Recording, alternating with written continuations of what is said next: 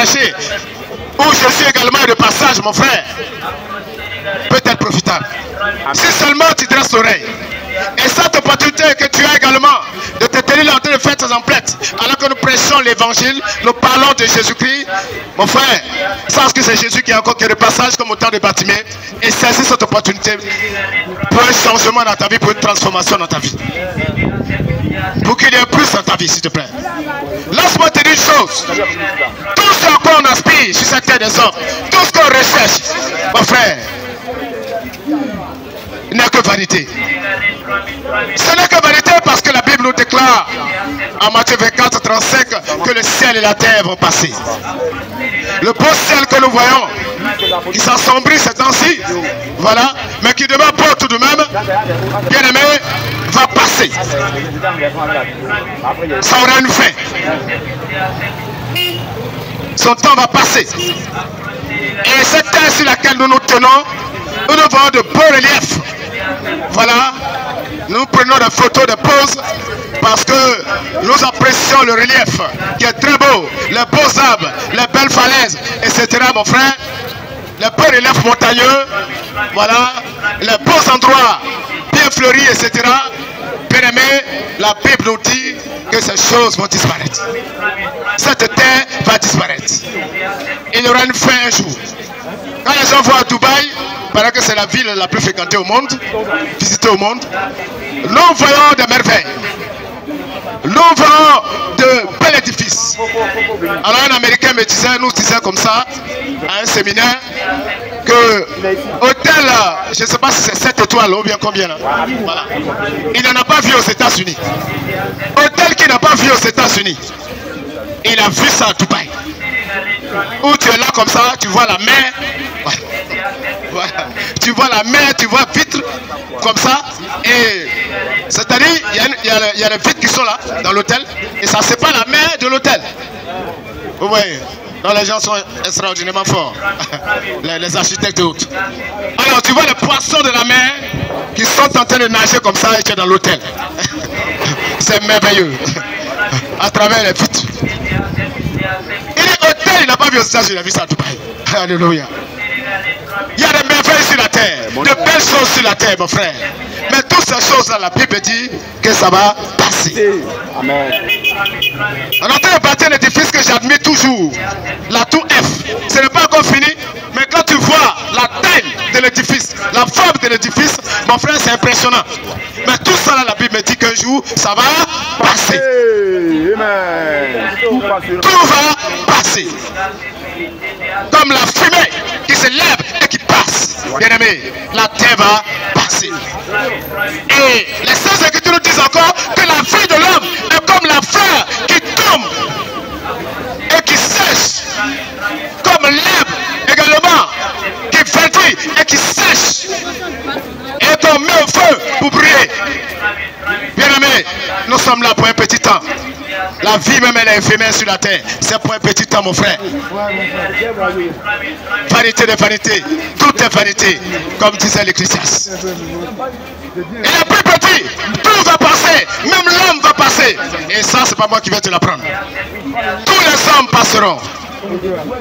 Et il aura dans les derniers temps le dernier jugement. Tu appelleras tout à mon jugement. Mais la Bible dit qu'il y a une chose qui ne passera pas. Une chose qui restera d'actualité. Tout ne sera plus d'actualité à un moment donné. Tout passera. Mais une chose va demeurer d'actualité, bien aimé. Et cette chose qui va demeurer d'actualité, mon frère, qui est éternelle, c'est la parole de Dieu. Et c'est pourquoi ne sois jamais dérangé par la parole de Dieu, même si nous la prêchons jusqu'à 24 heures. Ou bien 24 heures sur 24, parce que, bien aimé, celle-là se trouve ton éternité. Bien aimé, quelles que soient les fortunes que tu vas amasser, les gains que tu vas faire, les profits que tu vas faire, les bénéfices que tu vas faire, mon frère, ces choses ne peuvent assurer une place pour toi dans le royaume des cieux. Ces choses ne peuvent t'offrir le paradis de Dieu. Mais la seule chose qui peut t'offrir l'éternité, le paradis céleste, c'est la parole de Dieu. Et c'est pourquoi, pendant que tu es en train de te battre pour réussir ta vie sur la terre, bien aimé, bats Prépare-toi pour préparer ton éternité. Prépare ton éternité. Prends-toi pour obtenir la vie éternelle. Je dis toujours ça, mon frère. Que tu sois dans le bonheur absolu, dans la grande joie, dans l'allégresse sur la terre, ou que tu sois dans la misère, dans la pire des misères sur la terre, dans la sous-misère, la sous-pauvreté et la sous-misère sur la terre, sache que ce soit pour le bonheur comme pour le pire, c'est pour un peu de temps. C'est pour un peu de temps, mon frère. Bien-aimé, n'écoutez pas les philosophes, les perdisseurs qui disent le paradis et l'enfer c'est sur la terre. Tu as beaucoup d'argent, tu as beaucoup de biens matériels, tu es au paradis. Mais tu es pauvre, tu souffres, tu es en enfer. Mon frère, si cela était vrai, suivez mon regard. Voilà. On a un papa, un grand-père qui a été enterré, le premier. Mon frère, si le paradis était sur la terre, il ne serait jamais parti. Si le paradis était sur la terre, il ne serait jamais parti. Parce qu'il était multimilliardaire. Mais si c'était un paradis, je vais dire que son paradis est fini. Mais le paradis ne finit jamais, mon frère. Le paradis de Dieu est éternel. Alors, comparément, beaucoup ont vécu dans la misère, dans la souffrance. Et sont partis, la souffrance est finie. Et le paradis des cieux aussi a fini. L'enfer des autres aussi a pris fin. Lorsqu'ils ont fermé les yeux pour la dernière fois. Mon frère, vérité de vérité, tout est vérité. Alors à quoi me servira-t-il à courir après l'or et l'argent pour me faire de fortune si je dois abandonner ça et partir un jour? Quel sera mon grand profit? Alors, posons-nous des questions. Et c'est pourquoi quand le sage a réfléchi, il dit vanité de vanité, tout est vanité. Le ciel et la terre passeront. Mais ce qui demeure, c'est la parole de Dieu. Les paroles de Jésus-Christ. Et il est précisé, ce sont les paroles du Christ. Les paroles du Christ. Pas n'importe quelle parole, mais les paroles du Christ. Les paroles de Jésus-Christ. Qui demeure éternellement. Et là, là-dessus, on est d'accord avec certaines religions qui essaient tout de même de contredire la foi chrétienne, que Jésus-Christ est la parole de Dieu. Alors, si Jésus est la parole de Dieu, alors reconnaissons que c'est Jésus qui donne la vie éternelle. Parce que c'est la parole de Dieu qui nous donne la vie. C'est la parole de Dieu qui nous donne l'éternité. C'est la parole de Dieu qui est éternelle. Jésus est éternel. Sa parole est éternelle. Et c'est pourquoi elle peut nous offrir l'éternité. Alléluia. Alléluia. Gloire à Dieu. J'aimerais parler un peu d'un passage. Voilà. Dans le livre de Jean, les évangiles de Jean, Jean chapitre 14, verset 6.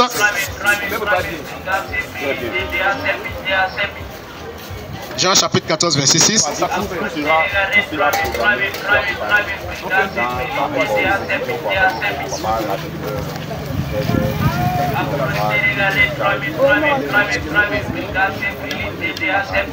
Jean 14, 6, je vais lire rapidement.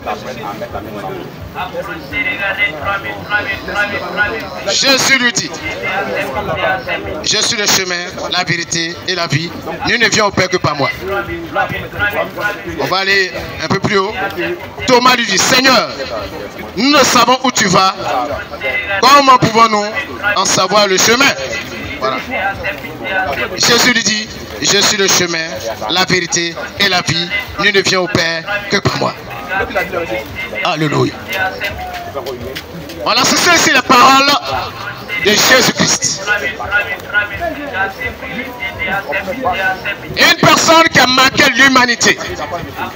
De sorte que là où même on le rejette, le monde même. Amen. Voilà. Énumérer les dates qui ont marqué l'humanité. Voilà, à partir de la naissance de Jésus-Christ. Même le monde qui le rejette, parce qu'il prend plaisir au péché, voilà, reconnaît, identifie les grands événements événements qui ont marqué l'humanité, voilà, à partir de la naissance de Jésus-Christ. Donc on dira, sois béni. Alors, donc les grands événements mondiaux, voilà, les faits qui ont marqué l'histoire, bien-aimés, on en parle en tenant compte de la naissance de Jésus-Christ, avant ou après Jésus-Christ. Donc, le monde, tout en rejetant Jésus-Christ, le reconnaît. C'est ce qui est intéressant dans cette affaire. Sans s'en rendre compte, le reconnaît. Jésus, là encore, est venu s'imposer là-bas. En fait référence à lui. Alléluia. Il est le centre de l'humanité, bien-aimé, comme le frère le disait tout à l'heure. Jésus est le centre de la vie. Il est l'auteur de la vie. Rien de ce qui a été fait n'a été fait sans lui. Et c'est par lui que Dieu a tout fait. Nous prenons le premier livre de la Bible, de la Genèse, de la Torah, comme certains aiment le dire, d'autres disent que la Torah ils reconnaissent. Mais dans la même Torah là, dans le premier chapitre, voilà, il a dit, en commençant Dieu créa le ciel et la terre, voilà, etc., etc. Et l'Esprit de Dieu se mouvait sur les eaux. Et Dieu dit, Dieu a parlé, la parole de Dieu est sortie, que la lumière soit et la lumière fut. Et ainsi de suite, toute la création fut créée par la parole de Dieu. Amen. Alors, c'est cette parole-là, mon frère, qui a été faite chair selon la révélation de l'évangéliste Jean. Et qui avait vivre plein de grâce au milieu de nous. Alléluia. Gloire à Dieu. Alors, Jésus, encore là, il nous a révélé qu'il était à la création. La parole était à la création. Ah, tout ça démontre la déité de Jésus-Christ, la divinité de Jésus-Christ. Donc, si on veut savoir qui est Jésus, c'est ce qu'on a tenté de répondre là-haut. Il était depuis la création. Il était le Dieu dit à la création. Oh, l'Esprit de Dieu était là. Et Dieu dit était là, la parole était là. Et quand il dit, ça s'accomplit. Elle crée. Alléluia. Alléluia. C'est pourquoi Jean dit, rien n'a été fait sans lui. C'est par lui que Dieu a créé toutes choses. Alors le Dieu dit que la parole qui est Jésus est créateur. Alléluia. Voilà. Donc ça démontre clairement que Jésus est Dieu. Parce que qui est créateur si ce n'est que Dieu? Nous les hommes, on n'a rien créé. On invente les choses à partir de ce que Dieu a déjà créé, à partir des matières premières que Dieu a déjà mis dans le sol. N'est-ce pas? Nous utilisons ces choses, nous les transformons et nous faisons des inventions. Mais Dieu est le créateur. Alléluia. Et c'est la parole, c'est par la parole que Dieu a créé, et cette parole-là, c'est Jésus-Christ. Créateur, Dieu créateur. Cela démontre que Jésus-Christ est Dieu. Voilà. Donc, nous ne faisons pas tous les débats en ce qui concerne la divinité de Jésus-Christ. Alléluia. Ici, voilà quelqu'un qui était dans l'ignorance. Jésus dit, je m'en vais au Père. Et vous connaissez le chemin. Vous en connaissez le chemin. Lui pensait qu'avec tout ce qu'il a dit, tout ce qu'il a enseigné, M. Thomas avait tout compris. Voilà. M. Thomas avait compris beaucoup de choses. Le disciple Thomas, qui a été choisi parmi les 12 apôtres. Mais voici que M. Thomas, apôtre de Jésus-Christ, ne connaissait pas, ne savait pas où Jésus devait partir.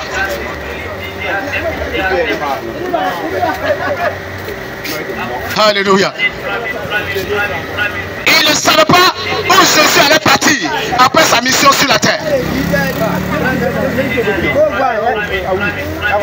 Alors, Jésus va s'étonner un peu de voir que ce monsieur, voilà, dans sa grande incrédulité, n'a pas prêté attention, n'a pas écouté attentivement l'enseignement qui lui avait été donné, qui lui a été donné depuis le commencement, et qu'il est ignorant de là où Jésus s'en va.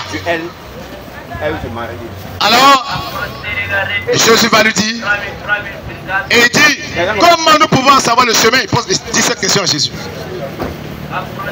Alors Jésus lui dit, je suis le chemin, je suis la vérité et je suis la vie. Nul ne va au Père que par moi.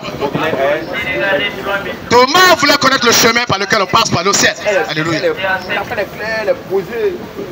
Et Jésus dit, je suis le chemin, je suis la vérité et je suis la vie. Quand nous prenons Matthieu chapitre 7, c'est très édifiant, j'aime beaucoup ce passage. J'aime beaucoup faire référence à ce passage.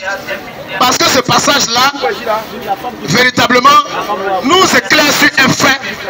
Et c'est un peu triste, mais c'est une vérité. Matthieu chapitre 7 à partir du verset 13.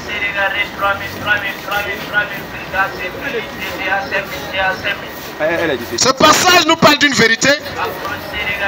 C'est inquiétant, c'est attristant, mais c'est la vérité. Jésus est venu pour nous faire connaître la vérité. Donc, il dit des choses, parfois ça nous choque. Voilà.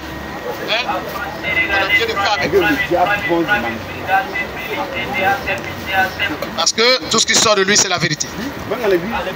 Puisqu'il est la parole de Dieu, et la parole de Dieu est la suprême vérité. Matthieu chapitre 7, à partir du verset 13. Voilà, de quoi il est question ici. Jésus dit, entrez par la porte étroite, car large est la porte, spacieux est le chemin qui mène à la perdition, et il y a beaucoup qui entrent par là.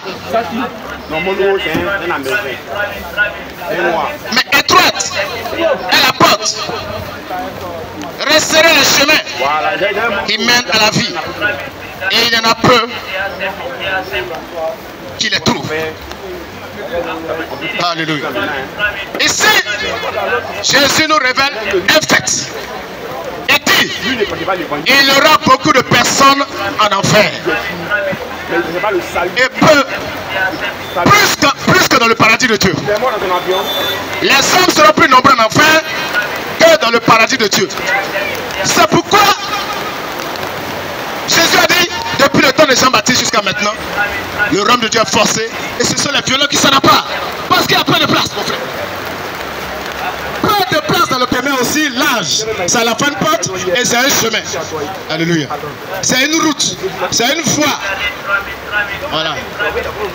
Le chemin, c'est une route par laquelle on passe pour aller de point A à un point B. Alléluia. Pour aller à un lieu. Il y a le chemin qui peut nous mener au marché. Il y a le chemin qui peut nous mener à notre maison. Il y a le chemin qui mène au travail. Il y a le chemin qui mène à l'hôpital. Et il y a des mauvais chemins, hélas, qui mènent dans le fumoir, dans les litros, dans les lieux de débauche. On peut emprunter cette voie-là pour aller dans un lieu bizarre. Voilà. Pour aller faire des séries de 4 roues en l'air. Voilà. Ok, ça va de quoi je parle. Voilà, quand on appelle ce chemin de bracodie là, on peut aller faire des choses bizarres devant là-bas. Voilà. Donc il y a beaucoup de chemins. Voilà. Des chemins pour aller faire de bonnes choses, des chemins pour aller faire de mauvaises choses. Enfin, il y a beaucoup de chemins. Alléluia. Amen. Et Jésus donne des détails ici pour dire qu'il y a 2 grands chemins sur la terre. Mais il y a un chemin qui est divisé en plusieurs parties. Alléluia. Mais malgré qu'il est divisé en plusieurs parties, il mène à la même destination. La destination de la perdition, la destination de l'égarement. Parce que si quelqu'un emprunte le chemin des prostituées, ou quelqu'un emprunte le chemin du fumoir, mon frère, ils vont se retrouver à la même destination. La destination du jugement dernier, la destination de l'enfer. Alléluia. Gloire à Dieu. Si quelqu'un aussi a emprunté la destination du trafic d'organes humains, ou encore le trafic de drogue, ils vont se retrouver sur le même chemin. Si quelqu'un a prêté le chemin du vol, mon frère, avec tout cela, ils seront sur le même chemin.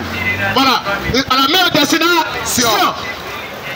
Donc, on peut emprunter plusieurs fois. Si ce chemin-là, c'est découpé en plusieurs fois, plusieurs parties. Mais c'est la même destination. Jésus dit, le chemin est large, c'est pourquoi on peut découper là. C'est large. Il y a assez de place. Voilà. Donc, dans ce chemin unique, chacun peut choisir sa voie. Mais c'est la même destination. Destination commune. Alléluia. Amen. Gloire à Dieu. Alléluia. Alors Jésus dit le chemin qui est large, qui est spacieux, ça dit c'est le chemin de la volonté des hommes. Je suis libre de faire ce que je veux. C'est ma liberté. Et c'est ce qu'aujourd'hui, les autorités sataniques démoniaques qui se sont, que Dieu a permis, qu'ils soient établis sur le monde, nous faut croire, n'est-ce pas? Ce qu'on appelle les gendarmes du monde aujourd'hui, prennent l'extrême liberté. N'est-ce pas? Chacun est libre de faire ce qu'il veut. S'il veut marier garçon, il peut marier garçon. C'est sa volonté. S'il veut marier, une femme veut marier femme, c'est sa volonté. Si l'homme veut marier un animal, c'est sa volonté. C'est la liberté, c'est le droit de l'homme. Après eux, c'est le mot qu'ils utilisent. Nous distraire. C'est le droit de l'homme. Bien aimé, notre liberté s'arrête à la lisière, à la limite de la parole de Dieu. Quelle que soit la liberté que tu as, mais sa limite c'est la parole de Dieu. Si tu vas au-delà de la parole de Dieu, ce n'est plus une liberté, c'est de l'esclavage, c'est de la servitude. C'est le chemin de la perdition que tu empruntes maintenant. Parce que c'est la parole de Dieu qui nous permet d'être cadrés, qui nous donne l'orientation claire. Mais quand on va en dehors de la parole de Dieu, on est sur le large chemin, mon frère. Le chemin de la perdition. Et c'est ce que beaucoup ont prêté. C'est le chemin de la volonté des hommes. Là où on dit ce que mon cœur me dit de faire, c'est ce que je fais. C'est ce chemin-là. Je fais ce que je veux faire. Le chemin du je m'en foutisme.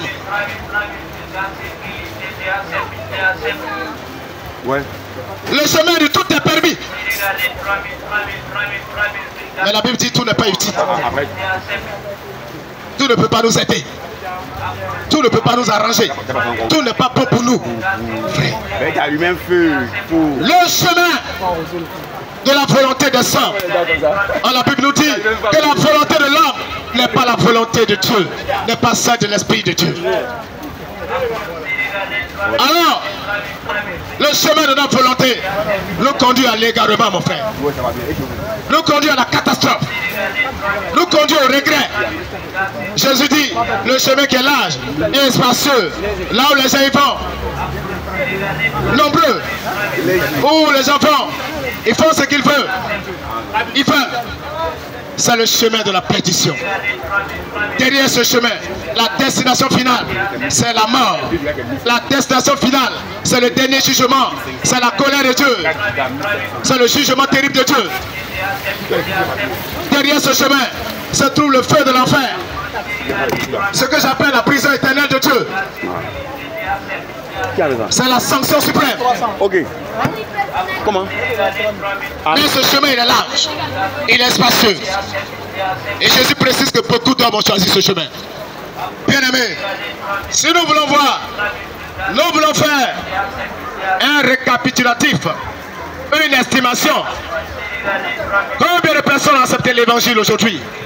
Et combien ne l'ont pas encore accepté? Bien aimé. Beaucoup prétendent avoir être des religieux, être des croyants, mais n'ont point accepté l'évangile de Jésus-Christ. Ne sont point en Jésus-Christ, selon les paroles de Jésus-Christ lui-même. C'est le chemin de la mort. À son issue, c'est la mort. Et j'aime ce verset qui dit: telle voie apparaît droite aux yeux d'un homme, mais à son issue, c'est la mort. Ça veut dire, la fin de ce chemin, c'est la mort. Il y a des chemins qui peuvent nous paraître normaux. Non, c'est le chemin de mon père. C'est le chemin de ma famille. Alors il faut que moi aussi j'emprunte ce chemin. Toute la famille est dedans. Mais laisse-moi te dire, moi la majorité de ma famille, de mes parents sont catholiques. Mais mon frère, je ne suis pas obligé d'être catholique. Mon père même a été catholique. Voilà. Il est devenu un grand animiste. Et il se vantait toujours, voilà, d'être un bon croyant, de maîtriser les notes paix et autres, etc. Voilà, et beaucoup de mes frères et sœurs ont suivi ce chemin. Voilà, et salut Marie, etc. Voilà, de savoir bien le faire. Mais je n'ai pas été obligé de choisir ce chemin, mon frère. Bien que c'est un chemin qui a paru trop aux yeux de ma famille, de l'ensemble de ma famille, mais je n'ai pas été obligé de suivre ce chemin. Alléluia. Gloire à Dieu. Et aujourd'hui, le grand guide de ce chemin-là est en train de se débattre pour se justifier sur une grosse bêtise qu'il a faite. C'est les éternels recommencements dans ta vie à Jésus. Et François, d'entrer par la petite porte, par le chemin étroit, le chemin serré, parce que derrière, c'est la vie, mon frère. Derrière, c'est la vie, ma soeur. Derrière, c'est la réconciliation avec Dieu. Derrière, c'est la paix avec Dieu. Derrière, c'est la vie éternelle en Jésus-Christ. Amen. Derrière, c'est la vraie liberté, mon frère. Donne ta vie à Jésus pendant qu'il est temps. Jésus est le chemin qui nous mène à la vie. Et c'est cette vérité que tu dois savoir. Il dit, je suis le chemin, je suis la vérité et je suis la vie. La vérité que tu dois savoir, que devant tous les chemins qui t'ont été proposés sur la terre des hommes, le chemin de la religion, le chemin de la philosophie, le chemin de courant philosophique, etc. Amen. Derrière ce chemin se trouve la mort, se trouve la perdition. Parce que Dieu n'y est pas. Parce que le Fils de Dieu, la parole de Dieu, qui donne l'éternité, qui est Jésus, n'y est pas. Qui nous réconcilie avec Dieu, qui met la paix entre Dieu et nous, n'y est pas, mon frère. Alors quand nous marchons sur ce chemin, nous marchons en ennemi de Dieu. Et c'est pourquoi nous allons prendre le pot cassé si nous persévérons sur ce chemin. Parce que la mort nous attend devant. Donne ta vie à Jésus. C'est le chemin de la vie. C'est le chemin de la paix du cœur.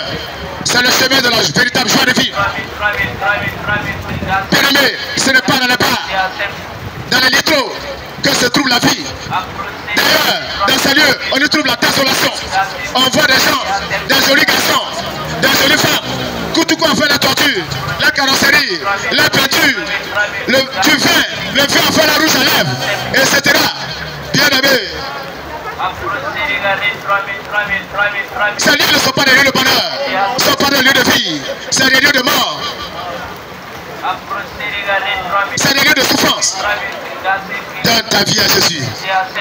Les fumoirs ne sont pas des lieux de vie, ne sont pas des lieux de joie. Bien-aimé, c'est des lieux de douleur, de souffrance. J'ai vu tout à l'heure sur les journaux, plusieurs coups, plusieurs tirs de fusil. Voilà. On est tenté dans un fumoir, plusieurs morts. C'est malheureux, c'est comme ça que ça se termine ces chemins. Mon frère, pendant qu'il est temps, avant que tu ne sois battu froidement dans un fumoir, mon frère, donne ta vie à Jésus pendant qu'il est temps. Avant qu'on le fasse règlement de cox, on dit non, tu as vendu trop là, tu n'as pas donné sa part. Il va te gorger dans un coin cadeau. Mon frère, il faut quitter dans cette vie-là. Derrière, c'est la mort. Donne ta vie à Jésus, s'il te plaît. Quelles que soient les sensations que tu vas avoir après avoir fumé ton canafi, mon frère, et puis tu vas te mettre dans cet état bizarre, tu vas l'égorger ta maman ou ton papa, mon frère, et puis quand la touche va quitter sur tes yeux, tu te rends compte que tu as fini d'égorger ton papa et ta maman, ou ton frère et ta soeur, pour rien, parce qu'il a dit qu'il faut changer. Ce que tu fais n'est pas bon. Oh, si je viens lucide maintenant, l'effet de drogue l'a quitté sous tes yeux, tu as égorgé toute la famille.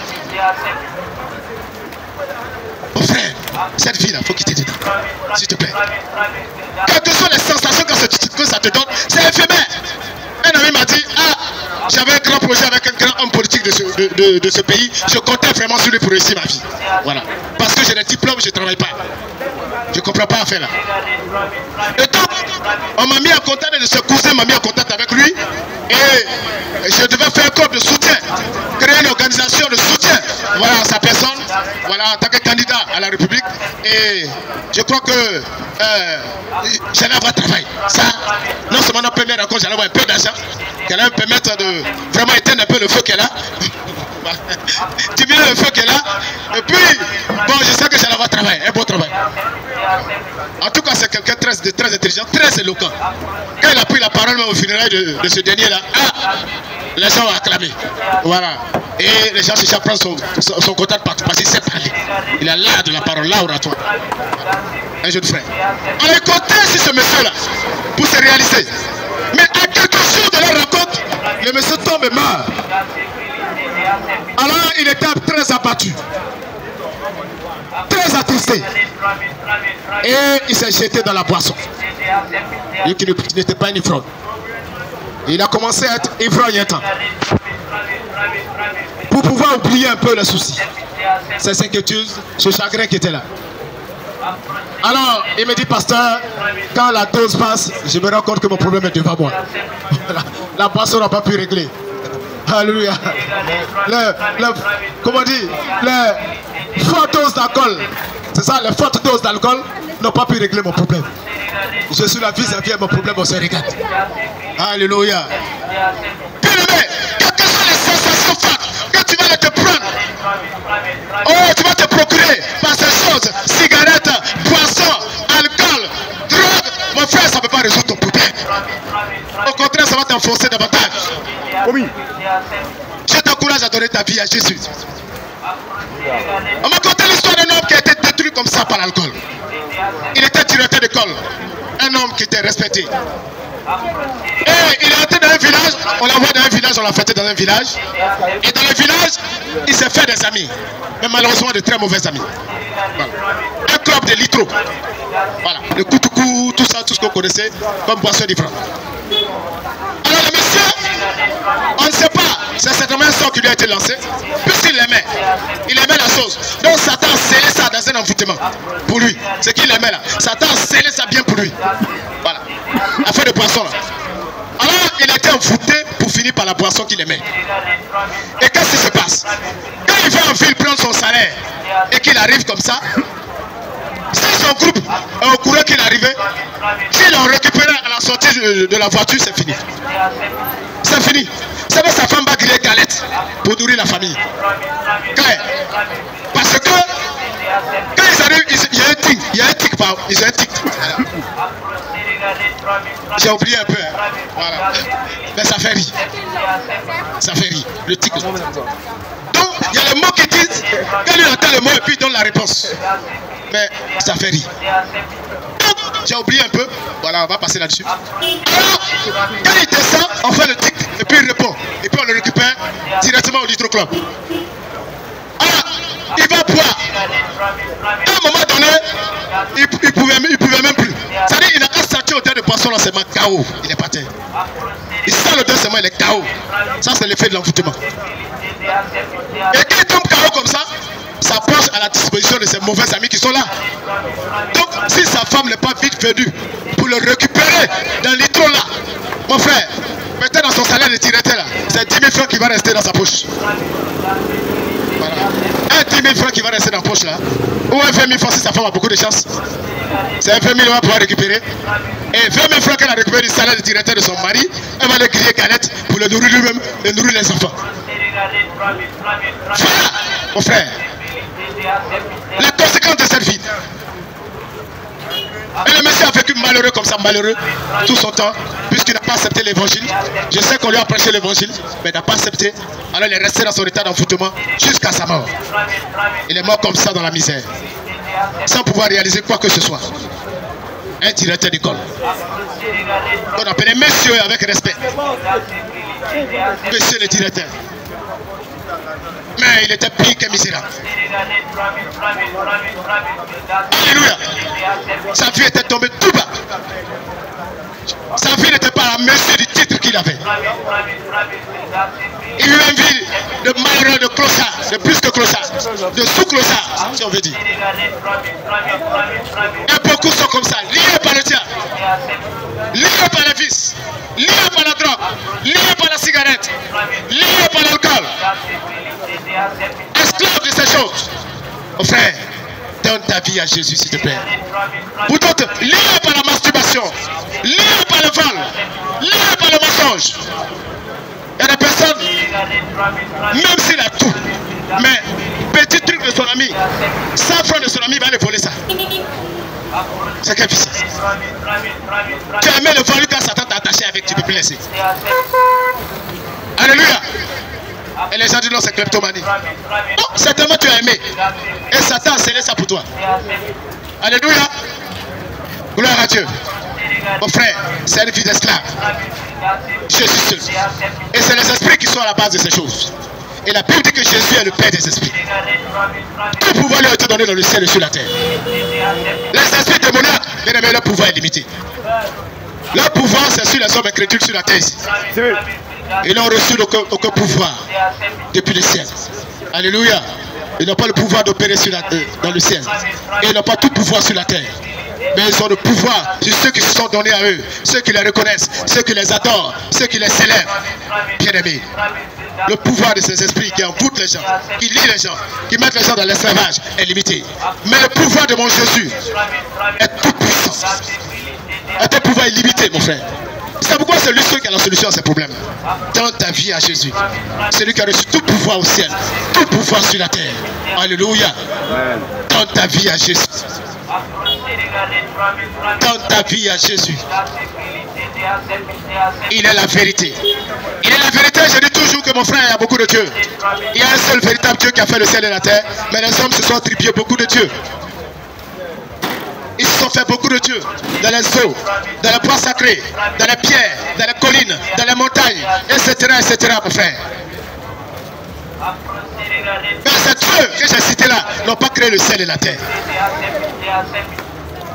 Ils n'ont pas créé le ciel et la terre. Ils ont inspiré la fabrication des fétiches. Ça, c'est pas faux. Des canaries de fétiches. Ça, c'est pas faux. Des ceintures de sécurité démoniaque. Des bagues démoniaques. C'est eux qui ont inspiré la fabrication de ces choses. Ça, c'est pas faux. Des cachets, des talismans sataniques et démoniaques. Ils ont inspiré ces choses. Ça, peut-être c'est ce qu'ils ont créé. Alléluia. Et ils ont créé des maladies. Voilà. Communiquer les maladies aux gens. Etc. Ils ont mis les gens dans les vices. C'est ce qu'ils ont pu faire. Ils ont rendu les gens pires. Ça, c'est ce qu'ils ont pu faire. Alléluia. Mais ils ont été incapables de créer le ciel et la terre. Derrière la création, quand j'ai cité tout à l'heure, aucun n'était là-bas. Voilà. Il y avait le Père, il y avait le Fils, la parole de Dieu, il y avait le Saint-Esprit. Aucun n'y était à la création. Ils n'ont pas créé le ciel et la terre. Et la Bible nous dit, en 1 Jean 5, verset 19, ouvrez là-bas si j'ai pas de mémoire. Il dit, oh, Dieu nous a donné l'intelligence de connaître le Dieu, le véritable. Et le véritable est en son Fils Jésus. C'est lui le Dieu véritable et c'est lui la vie éternelle. Alléluia. Amen. La vérité, c'est que le Dieu qui a créé le ciel et la terre s'appelle Jésus. Jésus-Christ. Il est le sommet de la vie et c'est lui le vrai Dieu. Le véritable Dieu, ça veut dire le vrai Dieu. Jésus est un nom dans lequel Dieu se reconnaît. C'est pourquoi en ce nom les péchés sont pardonnés. En ce nom les malades sont guéris. En ce nom les mauvais esprits fuient. Ils sont chassés. En ce nom de grands miracles se produisent. Mais ce qui est intéressant, c'est que même les miracles de résurrection, Satan fait. N'est-ce pas? Satan ouvre des yeux de certains aveugles. C'est lui-même qui l'a rendu aveugle. Donc, ce qu'il a mis, il enlève ça. Et puis la personne voit. C'est lui qui a mis un poids sur son pied pleurant paralytique. Quand il enlève, la personne marche. Alléluia. Gloire à Dieu. Mais miracle que Satan ne peut pas faire, c'est changer le cœur de quelqu'un qui est mauvais avec un bon. Voilà. Les bonnes choses à Satan, c'est pas fait. Miracle de bonnes choses, jamais. Alléluia. Amen. Quand Jésus le fait, transforme les vies des cœurs. Le frère l'a témoigné tout à l'heure. Il faisait des vilaines choses, mais il ne les fait plus parce que la puissance de Jésus l'a visité. Alléluia. Amen. Il en a été libéré. Voilà ce que Jésus est capable de faire. Il a péché, il a cité là-bas, mais il a fait sa masturbation. Il a fait. Jésus m'en a délivré. Alléluia. C'est plus esclave de la masturbation. Amen. Gloire à Dieu. Amen. Voilà ce que Jésus est capable de faire. Les mauvaises choses, il enlève dedans. Le mauvais cœur, il change ça. Le cœur de brigand, je connais pas ceux qui a tué les gens un pistolet. Il a laissé tout ça et les pasteurs, ils prêchent la parole de Dieu. Il a changé de vie. Il était braqueur. Jésus, il est tout puissant. Bien-aimé. Et cela démontre effectivement qu'il a pouvoir sur les mauvais esprits. Parce que c'est les mauvais esprits qui sont la base de toutes ces vilaines choses. Quand Jésus vient qu'il les chasse, il les met dehors, il récupère sa maison. Il dit nous sommes la maison de Dieu vivant, le temple du Saint-Esprit. Quand Jésus rentre dans la maison, il ouvre la clé, il dégage tous les, comment dire, les faussaires qui sont dedans, les voleurs qui sont dedans. La maison est libre. Alléluia. Ah, Jésus a libéré nos maisons. Jésus a libéré nos vies, mon frère. Ah, des gangsters qui sont venus les occuper, des mauvais occupants. Alléluia. Et il a transformé nos vies, il a changé nos vies, mon frère. C'est là qu'il est question. C'est ça qui démontre qu'il est le vrai Dieu. Parce qu'un vrai Dieu est capable de faire de bonnes choses. Le grand miracle, c'est la transformation, le changement de la vie d'une personne. C'est ça le véritable miracle de Dieu. Sur les autres, là, Satan fait. C'est ça, j'ai dit ça tout à l'heure. Voilà. Il imite ça. Mais c'est des faux miracles. Voilà. Parfois, quand il fait après, là, ça revient. Très souvent. Voilà, on dit non, le diable a relevé paralytique. Voilà. Après, ça revient. C'est que on prend les faux pouvoirs. Vous prenez le nom de Dieu pour dire faux miracle. Souvent, ça revient. Mais le vrai miracle de Jésus ne revient pas. Alléluia. Gloire à Dieu. Maintenant, c'est toi, même si tu n'es pas repenti, tu es resté dans ça, mon frère. L'enfer t'attend là-bas. C'est tout. Alléluia. Gloire à Dieu. Que Dieu te bénisse. Je veux t'encourager. Je veux te dire que Jésus est le chemin de la vie. Voilà. Je veux te dire que Jésus est la vérité. Voilà. Il est le chemin, le vrai chemin. Le chemin qui mène à la vie. Je veux te dire que Jésus est le véritable Dieu qui nous sauve véritablement. Voilà. Qui transforme nos vies. Qui nous donne la paix que la joie de vivre. Voilà. Et qui nous donne la clé de toutes ces choses. Voilà. La vie éternelle. Parce que nous sommes là pour un peu de temps. Quelle que soit l'abondance que tu as sur la terre, quelle que soit la souffrance que tu vis sur la terre, c'est pour un petit temps. Mais avec Jésus, nous avons la promesse de l'éternité de vie, de l'éternité de bonheur, de l'éternité de paix et de joie, etc. Alléluia. Gloire à Dieu. Que Dieu te bénisse. Voilà. J'ai des éminents orateurs meilleur que moi qui doit passer, et donc je ne vais pas monopoliser. Voilà. Je ne vais pas monopoliser le pupitre et le micro. Que Dieu te bénisse. Et je voulais t'éclairer un peu. Voilà, si c'est un doute que tu as concernant le Dieu véritable, concernant le chemin qui donne l'éternité, qui donne la vie éternelle, que Dieu te bénisse. Ok. Gloire à Dieu.